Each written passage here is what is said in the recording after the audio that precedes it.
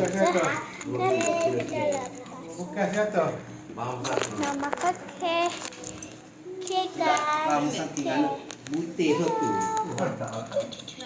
Oh, bukan isi saja. Hanya dirinya. Kita dah ambil gambar.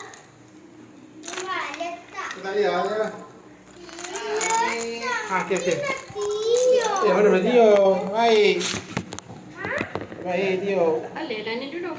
Kenapa tolong Tio? Boleh. Tolak aku sini.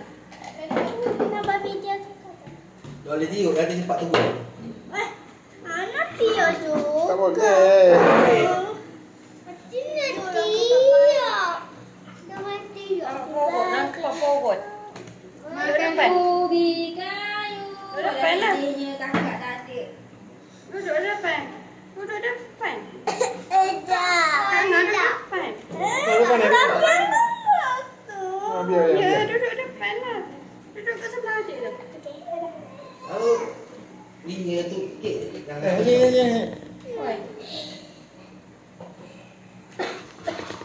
Kenapa?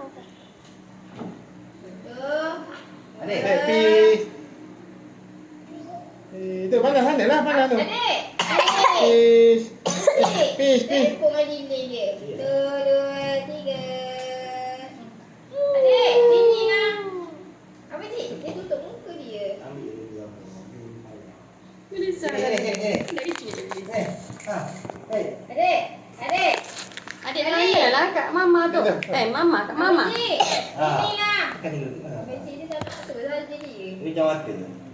Oh, penuh memori gini gaya. Dua sini.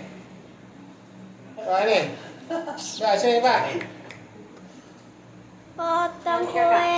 Tiga kak. Potong kuenya. Nah. Adik.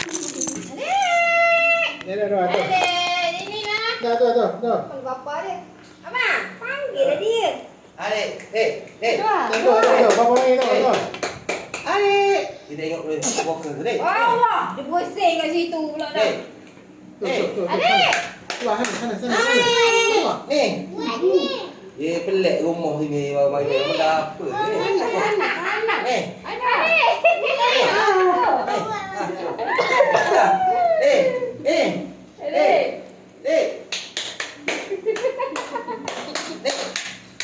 Tak lewat. Ayo ya. Kita buat dua. Apa dukun dia? Apa pula ni? Apa yang buat masa? Ini abang ke abang?